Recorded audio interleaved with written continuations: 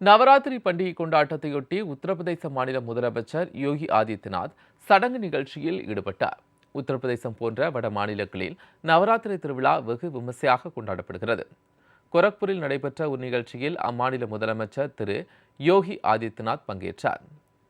கன்னியா பூஜன் எனப்படும் சடங்கு நிகழ்ச்சியில் பங்கேற்று குழந்தைகளுக்கு அவர் பாத பூஜை செய்தார். இதில் குழந்தைகளின் பெற்றோர் உள்ளிட்டோர் பங்கேற்றனர்.